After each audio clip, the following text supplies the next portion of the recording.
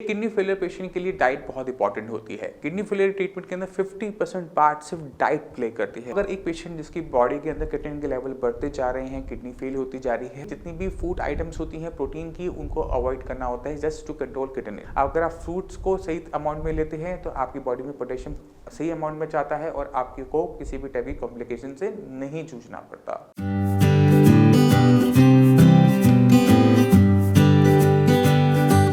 नमस्कार, मेरा नाम है डॉक्टर पुरु धवन और आज इस वीडियो में आपको बताने वाला हूं वो 9 फूड आइटम्स जो एक किडनी फेलियर पेशेंट को अवॉइड करनी चाहिए अपनी लाइफ को नॉन कॉम्प्लिकेटेड बनाने के लिए। एक किडनी फेलियर पेशेंट के लिए डाइट बहुत इंपॉर्टेंट होती है। किडनी फेलियर ट्रीटमेंट के अंदर 50% पार्ट सिर्फ डाइट प्ले करती है, क्योंकि डाइट से हम अपनी बॉडी के अंदर बहुत कुछ कंट्रोल कर सकते हैं, चाहे वो क्रिएटिनिन हो, चाहे वो आपका पोटेशियम हो, चाहे आपकी पैर पे आने वाली स्वेलिंग हो, चाहे आपका ब्लड प्रेशर क्यों ना हो। ये सब कुछ हम चीज़ मैनेज कर सकते हैं अगर हमें सही तरीके से डाइट पता है। उस डाइट के अंदर कुछ चीज़ें ऐसी होती हैं जिस पे हमें बहुत ज़्यादा फोकस करना पड़ता है, बहुत ज़्यादा ध्यान देना पड़ता है। वो चीज़ें मैं आपको बताने वाला हूँ। तो चलते हैं फूड आइटम नंबर 1 और वो है प्रोटीन। प्रोटीन हमारी बॉडी के लिए ज़रूरी है। प्रोटीन हमारी बॉडी का बिल्डिंग ब्लॉक होता है, मगर किडनी फेलियर पेशेंट के लिए वो थोड़ी सी दिक्कत लेकर आता है, क्योंकि जो क्रिएटिनिन है वो हमारी मांसपेशियों में बनने वाला वेस्ट मटेरियल है। तो अगर एक पेशेंट जिसकी बॉडी के अंदर क्रिएटिनिन के लेवल बढ़ते जा रहे हैं, किडनी फेल होती जा रही है और वो एक्स्ट्रा अमाउंट में heavy dose of high protein लेना शुरू करता है, तो उसकी बॉडी के अंदर, उसकी मसल्स के अंदर क्रिएटिनिन की फॉर्मेशन बढ़ जाती है। और जब भी फॉर्मेशन बढ़ती है तो आपकी रिपोर्ट्स में रिफ्लेक्ट होनी शुरू हो जाती है। तो जितने भी किडनी फेलियर के पेशेंट हैं उनको यही एडवाइस किया जाता है कि आपने प्रोटीन इंटेक नहीं करना, कोई नॉनवेज आइटम आपने नहीं लेनी। नॉनवेज आइटम जैसे एग है, फिश है, चिकन है, मटन है, आप सी फूड है, कुछ भी अगर आप ऐसा हाई प्रोटीन आइटम लेंगे तो आपके लेवल बढ़ते हुए आपको दिखने शुरू हो जाएंगे। तो हमने जितनी भी फूड आइटम्स होती हैं प्रोटीन की, उनको अवॉइड करना होता है जस्ट टू कंट्रोल क्रिएटिनिन। अब चलते हैं फूड आइटम नंबर 2 और वो है डेयरी प्रोडक्ट्स। जितनी भी दूध की बनी हुई आइटम होती हैं उनके अंदर प्रोटीन का पार्ट अच्छा खासा होता है। तो अगर हम चाहते हैं कि ये किडनी फेलियर पेशेंट के अंदर हमारे लेवल्स कंट्रोल में रहें, क्रिएटिनिन तेजी से ना बढ़े या स्टेबल हो जाए, तो हमें अपने फूड आइटम्स के अंदर जितने भी डेयरी प्रोडक्ट्स होते हैं वो निकालने पड़ते हैं। अब डेयरी प्रोडक्ट्स होते हैं दूध, दही, मक्खन या फिर उसके और डेरिवेटिव्स, चीज़ हो गया। तो हमें ये सब चीज़ें इसलिए छोड़नी पड़ती हैं क्योंकि इनमें प्रोटीन ज़्यादा है और हमने अपने बॉडी के अंदर क्रिएटिनिन की फॉर्मेशन को कंट्रोल करके रखना है, किडनी पे एक्स्ट्रा लोड नहीं डालना। तो हमने डेरिवेटिव्स अवॉइड करने हैं और हमने सारे के सारे प्रोटीन रिच आइटम बंद कर देनी है। अब सवाल ये उठता है कि हमारी बॉडी को चलना तो है, उसे प्रोटीन तो चाहिए, तो हम प्रोटीन उसको कहाँ से दें और कैसा दें। अगर आपके लेवल स्टेबल हैं तो कि साइंस संजीवनी में पेशेंट्स को एडवाइस किया जाता है कि आप ऐसा प्रोटीन लें जो बॉडी में एब्जॉर्ब हो जाए, इजीली डाइजेस्ट हो जाए। तो अगर आपने कभी ध्यान दिया हो तो हमारे पेरेंट्स जब हमें बुखार होता है तो क्या बोलते हैं, बेटा मूंग की दाल की खिचड़ी खाओगे, मूंग की दाल का पानी पियोगे, क्योंकि एक मूंग की दाल एक ऐसी फूड आइटम है जो प्रोटीन में रिच होती है, मगर उसे डाइजेस्ट करने में बॉडी को बहुत ज़्यादा दम नहीं लगाना पड़ता, बहुत ज़्यादा डाइजेशन में इसको पावर नहीं लगानी पड़ती, बहुत ईजिली डाइजेस्ट हो जाती है, इवन बुखार में भी हो जाती है। इसी वजह से जितने भी किडनी फेलियर के पेशेंट हैं उनको एक ही फूड आइटम एडवाइस की जाती है, वो है मूंग की दाल। अगर एक किडनी फेलियर का पेशेंट मूंग की दाल लेता रहता है तो उसके क्रिएटिनिन लेवल शायद डाउन तो नहीं होते, बट वो स्टेबल बने रहते हैं, वो बढ़ते नहीं हैं। तो जितने भी किडनी फेलियर के पेशेंट हैं अगर उनको किसी भी टाइप का प्रोटीन इंटेक करना है तो वो अपने मूंग की दाल की फॉर्म में कर सकते हैं। अब चलते हैं फूड आइटम नंबर 3 और वो है सॉल्ट। सॉल्ट एक ऐसी चीज़ है जो हमारी बॉडी में ज़रूरी भी है और हमारे लिए खतरनाक भी होती है किडनी फेलियर पेशेंट के लिए। अगर पेशेंट उसको सही तरीके से, सही क्वांटिटी का, सही क्वालिटी का सॉल्ट इंटेक नहीं करता तो पेशेंट के अंदर हाई ब्लड प्रेशर की दिक्कत देखने को मिलती है, जो कि ऑलमोस्ट किडनी फेलियर पेशेंट के अंदर होती है। तो हमने अपनी बॉडी के अंदर जो सॉल्ट डालना है वो राइट अमाउंट में डालना है, जिससे हमारी बॉडी में स्वेलिंग भी ना आए और हमारा ब्लड प्रेशर भी कंट्रोल में रहे। तो जो सॉल्ट की अमाउंट होती है वो होती है 1 pinch of salt in each meal, यानी दिन के अंदर जब भी आप खाना लेंगे तो उसमें 1 चुटकी नमक आप डाल सकते हैं। चुटकी को क्रॉस करेंगे तो क्वांटिटी ज़्यादा हो सकती है और आपका ब्लड प्रेशर रेस हो सकता है, तो हमें वो नहीं करना, तो हमें सॉल्ट को अवॉइड करना होता है। अब सवाल उठता है कि कौन सा हमने नमक खाना है। जो हम नमक नॉर्मली खाते हैं, जो हम मार्केट से परचेज करते हैं, वो सी सॉल्ट होता है और सी सॉल्ट जो बन रहा होता है वो फैक्ट्रीज में बन रहा होता है, इसलिए वो pure form of sodium chloride होता है। इसकी वजह से हमारी बॉडी में सोडियम जाता है और सोडियम की वजह से हमारा ब्लड प्रेशर बढ़ता है। तो हमें एक ऐसा सॉल्ट चाहिए जो सॉल्टी तो हो, टेस्ट में तो अच्छा हो, बट हमारा ब्लड प्रेशर उस तरह से ना बढ़ाए जिस तरह से सी सॉल्ट बढ़ाता है। तो उसका जो सब्स्टिट्यूशन होता है वो होता है हिमालयन सॉल्ट, पिंक सॉल्ट जिसे सेंधा नमक भी कहा जाता है, लाहौरी नमक भी कहा जाता है। ये नमक जो होता है ये पहाड़ों पे कहीं पानी इकट्ठा होता है तो उसके इवेपोरेशन से सॉल्ट तैयार होता है। क्योंकि ये नेचुरल अकरिंग सॉल्ट होता है, इसमें बहुत सारे मिनरल्स भी होते हैं सोडियम क्लोराइड के अलावा। जो मिनरल्स हमारी बॉडी में उस ब्लड प्रेशर की जो प्रॉपर्टी है सॉल्ट की उसको कंट्रोल करने में हेल्प करता है। तो अगर हम एक पेशेंट को हम सी सॉल्ट देते हैं, एक पेशेंट को हम हिमालयन सॉल्ट देते हैं, तो दोनों के जो लेवल्स होते हैं ब्लड प्रेशर के उनमें फ़र्क होता है। जो सी सॉल्ट ले रहा है उसका ज़्यादा बढ़ता है, जो हिमालयन सॉल्ट ले रहा होता है उसका कम बढ़ता है। इसी तरह से एक सॉल्ट मार्केट में आता है जिसे हम लो सोडियम सॉल्ट कहते हैं। ये सॉल्ट जो हम देखते हैं ये ब्लड प्रेशर को कंट्रोल करने के लिए एडवर्टाइज किया जाता है कि ये ब्लड प्रेशर को कंट्रोल करता है, और ये करता भी है। मगर एक किडनी फेलियर पेशेंट के अंदर दिक्कत एक और हो रही होती है कि उसकी बॉडी के अंदर पोटेशियम इकट्ठा हो रहा होता है, और पोटेशियम जो होता है बहुत ज़्यादा खतरनाक होता है एक किडनी फेलियर पेशेंट के लिए। क्योंकि अगर पोटेशियम की लेवल आपके बढ़ने शुरू हो जाते हैं तो सबसे पहली चीज़ आपकी बॉडी में आपको दिखाई देती है वो है थकावट, मसल्स में थकावट, मसल्स में पावर नहीं रह जाती। और अगर क्योंकि हमारा जो हार्ट है वो भी मसल्स का बना हुआ होता है, तो जब आपका पोटेशियम बढ़ता है तो उसका बुरा इम्पैक्ट आपके हार्ट पर भी पड़ता है। और अगर इसके लेवल 7 को क्रॉस कर जाए तो ये माना जाता है कि पेशेंट को कभी भी हार्ट अटैक आ सकता है। तो उस पोटेशियम को कंट्रोल करने के लिए हमें जो सॉल्ट होता है वो लो सोडियम सॉल्ट यूज़ नहीं करना होता, क्योंकि उसमें 15% पोटेशियम क्लोराइड मिक्स होता है जो कि हमारी बॉडी में बहुत तेज़ी से पोटेशियम के लेवल्स को बढ़ा देता है। तो वो बहुत ज़्यादा डेंजरस हो जाता है एक किडनी फेलियर पेशेंट के लिए। तो कोई भी लो सोडियम सॉल्ट जो ब्लड प्रेशर को कंट्रोल करने के लिए सॉल्ट होता है उसका यूज़ एक किडनी फेलियर पेशेंट के लिए घातक हो सकता है। तो हमने इस चीज़ का ध्यान रखना है। अब चलते हैं आइटम नंबर 4 पे। आइटम नंबर 4 है लीफी वेजिटेबल्स एंड रूटी वेजिटेबल्स। देखिए, हमने अपनी बॉडी के अंदर पोटेशियम को कंट्रोल करना है तो हमें सही सब्जियों का सिलेक्शन आना चाहिए। हमें वो सब्जियां सिलेक्ट करनी पड़ती हैं जिनके अंदर पोटेशियम की मात्रा कम होती है। और तो जो भी सब्जी ज़मीन के नीचे लगती है, जैसे आलू है, शकरकंदी है, अरबी है, जिमीकंद है, ज़मीन से नीचे लगने वाली सब्जियों के अंदर पोटेशियम की मात्रा ज़्यादा होती है क्योंकि वो सॉइल से पोटेशियम को खींच लेती हैं। तो हमने जितनी भी रूटी वेजिटेबल्स होती हैं वो हमने नहीं खानी होती। इसी तरह से जो भी सब्जी पत्तेदार होती है, पालक है, बथुआ है, मेथी है, सरसों है, धनिया है, पुदीना है, इन सब्जियों को भी अवॉइड करना होता है क्योंकि लीफ के पार्ट के अंदर आपका पोटेशियम ज़्यादा होता है, और पोटेशियम ज़्यादा होने की वजह से आपके लेवल रेस होने शुरू होते हैं। तो हमने कोई भी साग नहीं खाना, कोई भी चटनियाँ नहीं खानी, हमने सरसों नहीं खानी। इस चीज़ का हर किडनी फेलियर पेशेंट को अच्छे से पता होना चाहिए। साथ साथ हमें एक और सब्जी का ध्यान रखना होता है, वो है कैबेज, पत्ता गोभी। पत्ता गोभी भी क्योंकि पत्तेदार सब्जी है इसलिए हमें उसे अवॉइड करनी होती है। अब सवाल उठता है कि कौन सी सब्जी खा सकते हैं। जो भी सब्जी आपकी फ्रूट की तरह लगती है, पेड़ पे, पौधे पे, बेल पे, वो एक किडनी फेलियर का पेशेंट ले सकता है क्योंकि उनमें नेचुरल अमाउंट के अंदर पोटेशियम की मात्रा कम होती है। तो चाहे वो आपका बैगन हो, टमाटर हो, आपका घिया, तोरी, परवल, पैठा, करेला, खीरा, ककड़ी, ये सारी की सारी सब्जियां जो बेल पे लग रही हैं इनके अंदर पोटेशियम की मात्रा कम है, इसलिए इसको पेशेंट को लेना चाहिए। अब एक सवाल और उठता है कि हम क्या सब्जियों को लीच करके नहीं खा सकते। लीचिंग से एक दिक्कत आती है। अगर आप लीचिंग प्रोसेस को करते हैं और पोटेशियम के साथ साथ बॉडी उस सब्जियों में से जो विटामिन, मिनरल, न्यूट्रिशन होता है वो भी बाहर निकलना शुरू होता है। तो जब भी हम किडनी फेलियर पेशेंट को ये कहते हैं कि आप सब्जी को लीच कर खाएं, तो पेशेंट के अंदर हम देखते हैं कि पेशेंट की जो कंडीशन है वो वीकनेस की तरफ ले जाती है, कि उसकी जो कंडीशन है वो वीक होनी शुरू हो जाता है, बॉडी वीक होनी शुरू हो जाती है। तो हमने तब लीचिंग करनी है जब हमारे पोटेशियम के लेवल ज़्यादा हो। अगर आपके लेवल विद इन रेंज हैं, उसको विद इन रेंज बनाने के लिए हमें सही सब्जियों का सिलेक्शन ज़्यादा इंपॉर्टेंट हो जाता है। अब चलते हैं फ्रूट्स में। फ्रूट्स में भी क्या होता है कि हमें कुछ फ्रूट्स को अवॉइड करना होता है, जैसे अपना बनाना है, कीवी है, एवोकाडो है, डेट्स हैं, ड्राई फ्रूट्स हैं और कोकोनट वाटर।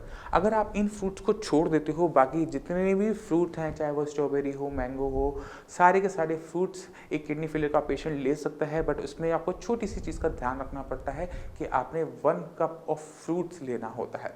अगर आप फ्रूट्स को सही अमाउंट में लेते हैं तो आपकी बॉडी में पोटेशियम सही अमाउंट में जाता है और आपको को किसी भी टाइप की कॉम्प्लिकेशन से नहीं जूझना पड़ता। अब नेक्स्ट आइटम पे चलते हैं, वो है सोर फ्रूट्स। ठीक है, फ्रूट्स मैंने आपको सारे बताए, मगर हमारी बॉडी में जब क्रिएटिनिन इकट्ठा हो रहा है, यूरिया इकट्ठा हो रहा है, जो हमारी KFT रिपोर्ट में हमें दिख जाता है, मगर एक और ऐसी चीज़ होती है जो KFT रिपोर्ट में नहीं आती, वो है सीरम बाइकार्बोनेट्स। अगर हम बहुत ज़्यादा अमाउंट में खट्टी चीज़ें खाते हैं तो क्या होता है कि हमारी बॉडी के अंदर एसिड इकट्ठा होना शुरू हो जाता है, और ये एसिड नॉर्मली तो यूरिन के थ्रू बाहर चला जाता था, पर किडनी की नॉन फंक्शनिंग की वजह से बॉडी में इकट्ठा हो रहा है, जिसकी वजह से हमारा जो ब्लड है वो एसिडिक होना शुरू हो जाता है, और इस कंडीशन को हम कहते हैं मेटाबॉलिक एसिडोसिस। अब इस एसिड अगर हमारी बॉडी में सर्कुलेट करता रहता है, किडनी तक जाता है, तो किडनी क्योंकि कमज़ोर है तो सबसे बुरा इम्पैक्ट किडनी को ही पड़ता है कि किडनी और तेज़ी से खराब होनी शुरू होती है। इसी वजह से जितने भी किडनी फेलियर के पेशेंट हैं, जब तक उनके लेवल 1, 2, 3 है तो वो धीरे-धीरे बढ़ते हैं, मगर जैसे ही वो 4 को क्रॉस करते हैं उनमें स्पीड आनी शुरू हो जाती है क्योंकि बॉडी के अंदर एसिडिक एनवायरनमेंट तैयार होना शुरू हो जाता है। तो हमने क्या करना होता है, हमने जितने भी खट्टे फल होते हैं उनको थोड़ा सा अवॉइड करना होता है और अपनी जो सोडियम बाइकार्बोनेट की टैबलेट्स होती हैं, जिसे हम बेकिंग सोडा भी कहते हैं, उसकी जो टैबलेट्स होती हैं उनको कंटिन्यूसली लेना होता है। चाहे जो मर्जी कंडीशन आ जाए, आपने उन मेडिसिन को, उन सिंपल सी मेडिसिन को बंद नहीं करना, क्योंकि वो आपकी किडनी फेलियर की कंडीशन को रिटार्ड करने में, स्लो डाउन करने में डॉक्टर्स की बहुत हेल्प करती है, आप लोगों की बहुत हेल्प करती है। इस चीज़ का आपने हमेशा ध्यान रखना है। अब चलते हैं नेक्स्ट फूड आइटम के ऊपर, वो है गुड़। गुड़ जो होता है या जूसेस जो होते हैं, जो भी आपका कंसंट्रेटेड अमाउंट में होता है उसके अंदर पोटेशियम ज़्यादा होता है। अब आप खुद समझ सकते हैं कि अगर आप 1 कप फ्रूट खाएंगे तो 1 कप फ्रूट का आपके अंदर पोटेशियम जाएगा, मगर अगर आप 1 कप जूस पिएंगे, इसका मतलब ये होता है कि आपने 3 से 4 जो फ्रूट्स लिए, एप्पल मान लीजिए के लिए, उनका जूस निकाला और आपने 1 कप बना के ले लिया। इसका मतलब है 1 कप जूस के अंदर 4 एप्पल के अंदर जो पोटेशियम था वो आपकी बॉडी में गया, जिसकी वजह से आपके लेवल बढ़ने शुरू होते हैं। सेम चीज़ होती है गुड़ के साथ। जो जैगरी होती है वो पूरे गन्ने से बनती है, गन्ने का जूस निकाला जाता है, उसे कंसंट्रेट किया जाता है। तो अगर आप थोड़ा सा भी गुड़ लेते हैं तो उसमें पोटेशियम की मात्रा बहुत ज़्यादा होती है। इतनी ज़्यादा अमाउंट में पोटेशियम लेने की वजह से हमारे जो लेवल्स हैं वो तेज़ी से बढ़ने शुरू हो जाते हैं। तो आपने क्या अवॉइड करना है? गुड़। तो हमने क्या करना है, हमने कोई भी गुड़ नहीं लेना, हमने कोई भी पैक जूस नहीं लेना, हमने कोई भी फ्रेश जूस नहीं लेना, क्योंकि जूसेस अमाउंट में हमारी बॉडी में कंसंट्रेटेड अमाउंट में पोटेशियम जाएगा जो हमारी कॉम्प्लिकेशन लेकर आ सकता है। अब चलते हैं नेक्स्ट फूड आइटम पे और वो है वाटर। वाटर हमारी डाइट का एक इंपॉर्टेंट पार्ट होता है। एक किडनी फेलियर पेशेंट के लिए जहाँ पे किडनी कम काम कर रही है वहाँ पर सही अमाउंट में वाटर बॉडी में जाना ज़रूरी होता है, क्योंकि अगर पानी हमारी बॉडी में कम जाएगा, बॉडी डिहाइड्रेट कर जाएगी, यूरिन कम बनाएगी, क्रिएटिनिन बॉडी से कम बाहर जाएगा। अगर क्रिएटिनिन बॉडी से कम बाहर जाएगा तो हमारे लेवल्स क्रिएटिनिन के बढ़ने शुरू हो जाएंगे और हमारा जीएफआर घट जाएगा। और अगर हम पानी को ज़्यादा पिएंगे तो क्या होगा कि पानी क्योंकि फिल्टर होकर बाहर नहीं जाएगा, हमारी बॉडी में इकट्ठा होना शुरू हो जाएगा, हमारी पैर पे स्वेलिंग लेकर आएगा, हमारी ब्लड प्रेशर को बढ़ा देगा। तो इस सही अमाउंट में फ्लूइड की इनटेक हर किडनी फेलियर पेशेंट के लिए बहुत इंपॉर्टेंट है और इसको समझना बहुत मुश्किल नहीं है, बहुत आसान है। हमने अपनी बॉडी में लगे हुए सेंसेस को जज करना होता है। हमारे लिप्स, हमारी टंग, हमारा जो गला है, थ्रोट है, वो हमें अपनी बॉडी में जो फ्लूइड की अमाउंट है उसको बताते हैं। अगर हमारे लिप्स ड्राई हो रहे हैं, टंग ड्राई हो रही है, गला सूख रहा है, दैट मीन्स बॉडी के अंदर पानी की कमी है। दैट मीन्स पेशेंट को पानी पीना चाहिए, मगर कितनी अमाउंट में पीना चाहिए।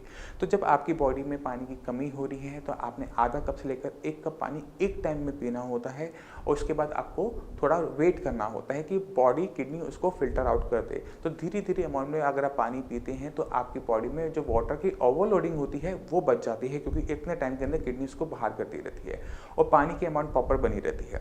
इसी तरह से अगर आप पानी का इंटेक ज़्यादा करते हैं तो लेग के आसपास स्वेलिंग देखने को मिल जाती है, फेफड़े में पफिंग आनी शुरू होती है। तो ऐसे अगर पानी की अमाउंट ज़्यादा हो रही है बॉडी के अंदर तो हमने उसे कम करने के लिए कुछ चीज़ों का ध्यान रखना होता है। पहली चीज़ कि हमें जो सॉल्ट होता है उसको अवॉइड करना होता है नेक्स्ट 3-4 डेज, जब तक स्वेलिंग चली नहीं जाती, क्योंकि जहाँ पर नमक है वहाँ पर पानी माना जाता है। अगर आपकी बॉडी में नमक ज़्यादा है तो स्वेलिंग आपको आएगी ही आएगी, तो आपने नमक का इंटेक बंद कर देना है। दूसरी चीज़, क्योंकि अब आपकी बॉडी में पानी ज़्यादा है, आपकी बॉडी ओवर हाइड्रेटेड है, तो हमें पानी का इंटेक कम करना होता है और उस वाटर को बॉडी से बाहर यूरिन के थ्रू जाने देना होता है।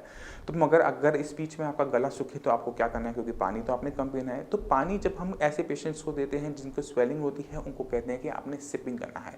पानी का कप लिया, आपने सिप किया, अपने होठ गीले किए, अपना गला गीला किया और आपने पानी की अमाउंट को कम करना, क्योंकि जो पानी एक्स्ट्रा आपकी बॉडी में इकट्ठा है वो यूरिन के थ्रू बाहर चला जाएगा।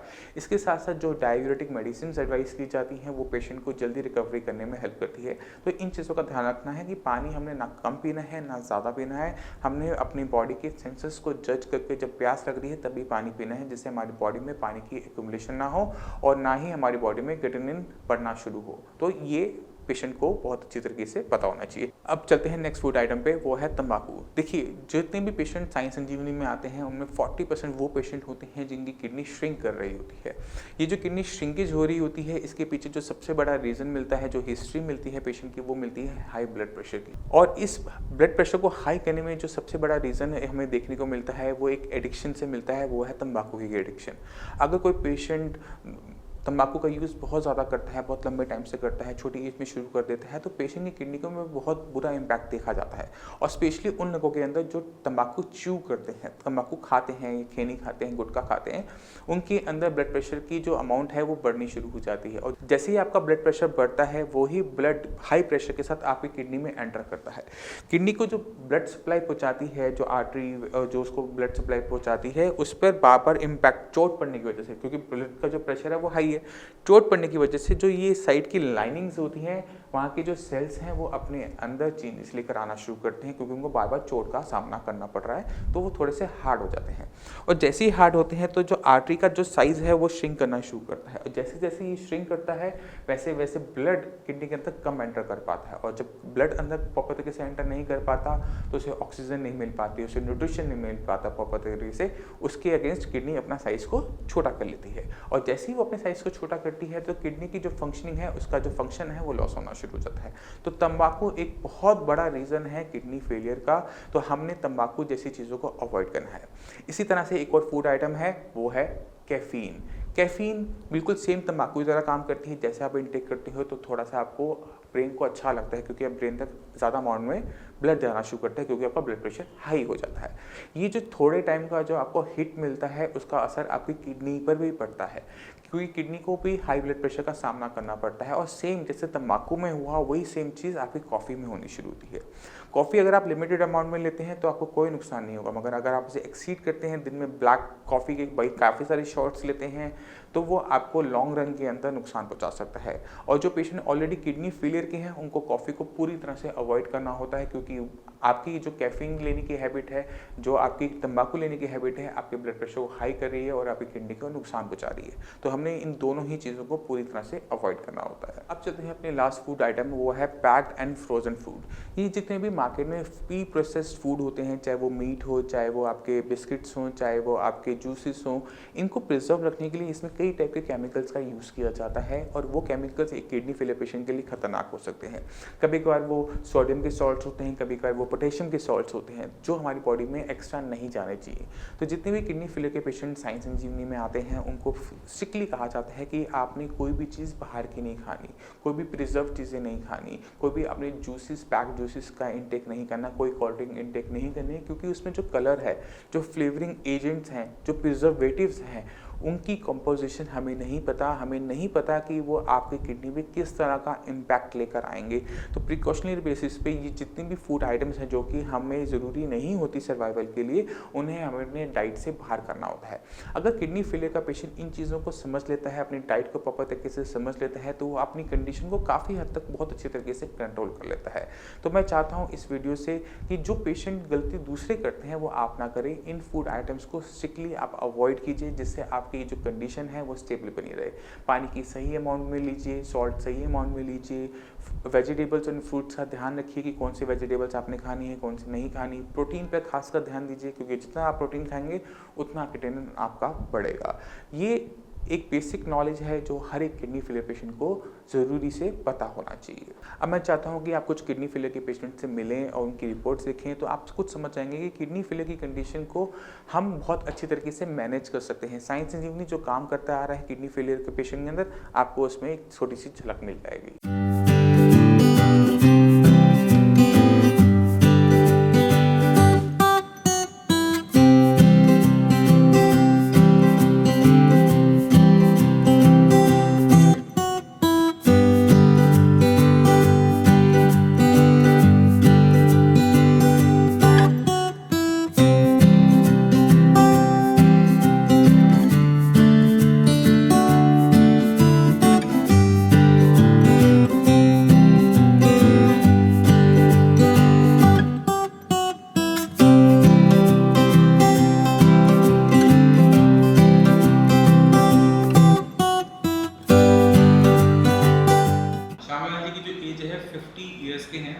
ये मेरे पास आए थे 1 जुलाई को इनका जो क्रिएटिनिन लेवल था वो था 6.2। 20 दिन का ट्रीटमेंट हुआ। हाँ जी। फिर क्या लेवल पहुंच गया आपका? 4.7। 20 दिन में आपका पहुंचा। अब आपको 20 दिन में ट्रीटमेंट हुआ, आपकी बॉडी में आपको क्या चेंजेस नजर आते हैं? काफ़ी बदलाव है। कैसे बदलाव, क्या बदलाव महसूस हुआ? एक तो गिरा पड़ा रहता था, अच्छा, अब मैं उठा हूँ। एनर्जी आ हाँ गई। जी, थोड़ी-थोड़ी। ठीक है, और एकदम सारा सही नहीं हुआ, लेकिन ये डाउन आने हाँ शुरू जी, हो गए। भूख लगनी शुरू हो गई है, ठीक है। थोड़ी-थोड़ी भाग-दौड़ शुरू हो गई है। भागदौड़ शुरू हो गई। तो 20 दिन की ट्रीटमेंट के अंदर ना सिर्फ क्रिएटिनिन डाउन हुआ, बॉडी में एनर्जी आई, यूरिया कम कम होने की वजह से भूख खुलनी शुरू हो गई। तो डॉक्टर ने आपको क्या बोला था हॉस्पिटल में? डायलिसिस कर डायलिसिस। हाँ जी। तब आपके लेवल क्या थे? तब 7 6 7 के आसपास हाँ थे। जी। तो डॉक्टर क्या बोल रहे थे, किस वजह से किडनी खराब हुई? उन्होंने बोला ही नहीं। उन्होंने कुछ नहीं बताया हाँ। आपको। अब ठीक लग रहा है आपको? हाँ जी। खुश हो रिजल्ट से? हाँ जी। अब तो टेंशन नहीं है ना किडनी खराब हो नहीं, जाएगी। नहीं। तो आपने देखा कि पेशेंट्स जितने भी हों किडनी फेलियर के, उनको बहुत अच्छी तरीके से मैनेज किया जा सकता है। आपके बढ़ते हुए किडनी को कंट्रोल किया जा सकता है। आपकी किडनी को फेल होने से, फर्दर फेल होने से रोका जा सकता है।